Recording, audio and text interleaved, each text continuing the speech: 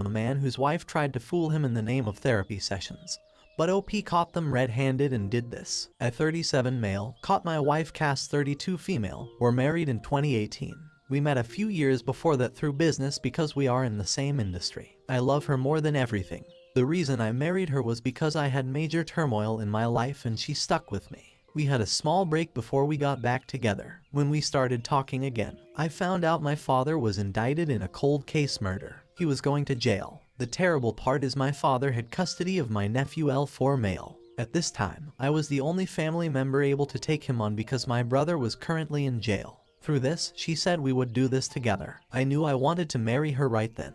My wife was told she more than likely was not going to be able to have kids, but I wanted to marry her anyway because of how much I loved her. I always wanted to be a dad but was willing to sacrifice that because of how much I loved her. During this terrible time, I wanted something solid. We were best friends and have made it through so much. I felt like we could tackle the world together. I asked her to marry me on a weekend, and then we found out she was miraculously pregnant the following week. We went from talking again to a family in no time. Looking back, I wanted to have a long engagement to make sure we worked through any issues from our break.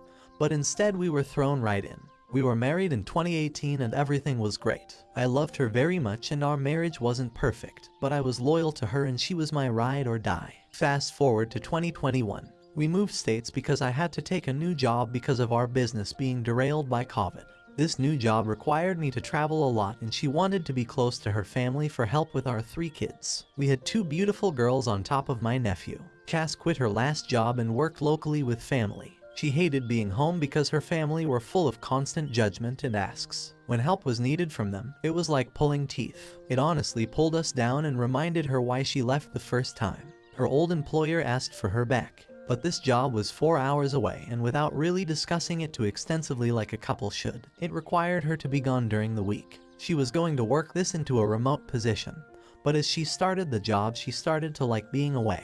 She left me to take care of the kids, which I love them, but it was hard. I felt abandoned. I still traveled 2 days a week and had to rely and deal with her family, not to mention all of the duties of taking care of 3 kids. She would come home on weekends and it would be fight after fight. I wanted and needed help, but when she came home she would hardly want to hang out with us but instead go out with her brother and friends. All I wanted was help. The business we are in is primarily male. She started being distant and we were hardly sexual anymore. Last summer we moved to where she was working. Her time there changed her. She is a beautiful tall blonde and constantly getting hit on by her male co-workers and customers. She had a co-worker Seth 33 male, who I knew before from being in the same industry. I liked him. I never felt threatened by him because all dealing with him have been good. He put out there that he was a moral man as far as I could tell. I did not feel threatened for he was not Cass's type. After we moved, I tried everything I could to make Cass happy. Listening, emotionally, supportive, complimenting. I bared any household task to try to make an effort to no prevail. What I did was never good enough. We finally got to a point where we both agreed for us to make it therapy was our best option.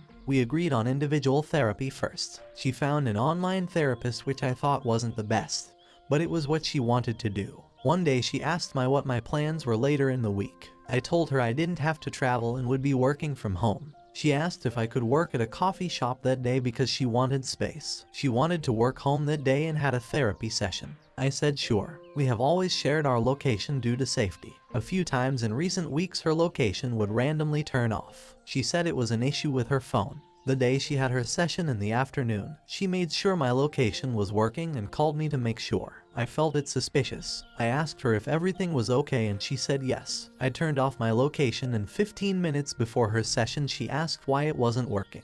I told her my phone must have the same issues as hers. She asked if I was still the coffee shop and I said yes. She said I could come back in 2 hours. My spider sense went off. I left the coffee shop as I could see her location was not at the house. I drove back and parked down the street. 5 minutes later I saw Seth and Cass both get out and walk into the house. It was obvious that she wasn't going to therapy. I waited for 10 minutes as my heart was beating uncontrollably and the thought of what I would find in there and how it would ruin me. But I had to know. I walked in and no one was in the living room. There is no reason a man that Cass works with should be in any other room. I made it to our bedroom and opened the door to find them both about to do the deed.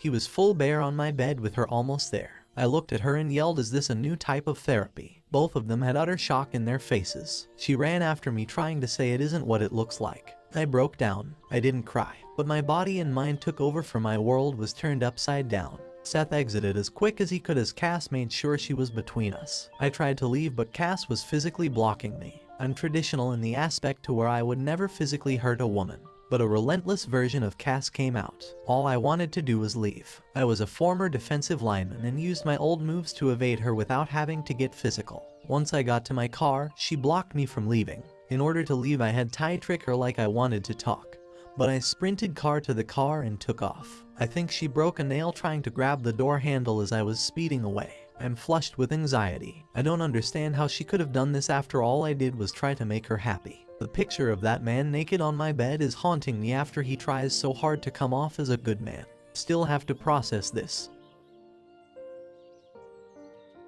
She sounds crazy, so she been effing this dude. I'm your house, then tried to force you to stay. The effort she went through to make love with him, making you leave, checking your location, etc. Go see a lawyer and divorce her. Block her number because she will try love bombing you. It was a mistake. It was all lies. Carry on with the therapy and heal from this as much as you can. But you will not be able to heal with her. You need to cut your losses, bud. The fact she brought a dude into your home and into your bed, I'm so sorry. Always remember this. Cheating isn't just a slip and fall situation. It's like building a tower, brick by brick, conversation by conversation. It builds up. It doesn't take seconds to get to the point where you break your vows, especially since it was someone she knew. It was harmless comments, subtle touches, the flirting, attempts to take the conversations further, and then all the way to doing the deed. Leave her. You deserve someone who wouldn't risk their family for temporary satisfaction. Good riddance, Cass. She has been cheating for a long time and had to get bolder and bolder. Don't listen to her. On your bed, she is willing to replace you. She will never be sorry for what she did, only that she got caught. I agree with the consensus here. This won't have been the first time. I know everyone says, I know the children are mine, but you should paternity test both your children. It's likely this behavior has gone on far longer than you think. I don't know what divorce laws you have where you are, but be prepared for gaslighting and so on. I'd talk to a lawyer today if I was in your position. I'm sorry that you're dealing with this. You sound pretty broken up. Protect yourself and your children. Understand that your wife took an unknown man, and possibly more than one, into the home where you raise your children. Best wishes. Stay safe and get out. I don't think there is any way back from this betrayal. Reconciliation is usually where the WS actually admits guilt and is super remorseful. This does not seem to be the case here. She is remorseful because she was caught. 3 kids in the mix as well. I wish you well on your road to recovery. It's going to be long and difficult, but you sound like someone who has the mental resilience. Good luck. So sorry this has happened to you and your family. While I was driving away, I probably should have pulled over at some point because I was hyperventilating and couldn't get my heart rate down. However, the first thing I thought of were my kids. I immediately drove to their school and picked them up. At this point, I was getting bombarded with calls and text messages from her. I decided to block her. My only thought of the situation was, where are my kids and were they going to be okay? Even with what I just saw, I still was thinking about what was best for them. Under my supervision and control, I could make sure that they were okay. I needed them now more than her, and she could spend the weekend by herself wallowing in what she has done. Once I got the kids, I drove to a family member 2 hours away. This happened on a Friday and I was able to take a weekend and have time with just me and my kids. During this drive, I started to get calls from her mother and she was our mediator. The only thing I told her to say was the kids are safe. I told her not to share anything else about our situation or where we were going. It was Cass's choice to break up the family. I felt she didn't warrant that info. Mother-in-law agreed and told Cass kids were safe. I was emotionally dead inside. The only thing that brought out positivity were the kids. We did a bunch of activities through the weekend and had a great time together. They wondered where their mom was. I told them that this was a weekend for daddy to spend time with them. I still wanted to put Cass in a positive light and not to be spiteful to their mother. Kids eventually make their own mind up. Found out later that she was worried because of the emotional state that I was in and would somehow hurt the kids. Goes to show how much she really didn't know me anymore, because I would never do anything like that. Starting to see some of the dialogue that she was putting out there in order to sway certain opinions. To add context, though I loved her very much and wanted to make her happy, she had narcissistic qualities about her. When I was sick, she would have been more sick. I had a problem. Her problem had to be bigger. Cass decided to adopt my nephew with me, but I believe that this was a tactic to lock me down. At that point in my life, I was very successful and had a lot of good qualities that I believe someone else would want to find. During our break, she realized this and saw this as an opportunity. Due to my upbringing, I have some insecurities about myself, but from what other people said, they think that I am a good person and always try to make everything better. That's always who I try to be. I'm not trying to say I'm perfect or that I didn't have my problems or issues. I most certainly did. But I always try to make everyone and everything better. My nephew became a problem to her, since we jumped into being a family with finding out that she was pregnant and adopting him at the same time. I believe she had some animosity because of some of her life was stolen from her. Their relationship was always rocky. He was never right in anything that he did. I think that he has some underlying issues now because of their relationship. I was constantly having to defend him for him just being a kid. He did have some issues that I do believe were valid, and we got him the appropriate care. When you get a kid into the mental health system, it's always slow and rocky because everything is trial and error for kids so young.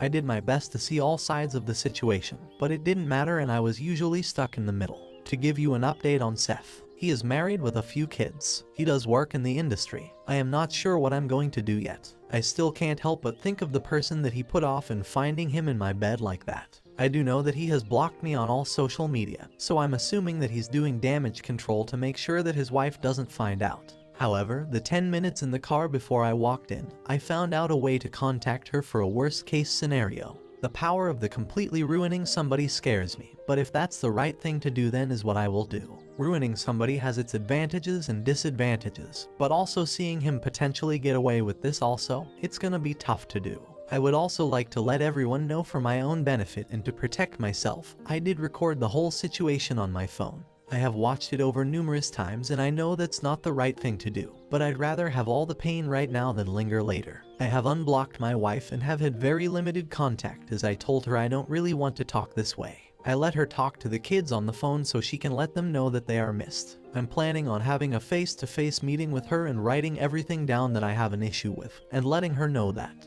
A lot of you are saying just take it to a lawyer, and I think that is ultimately what's going to happen.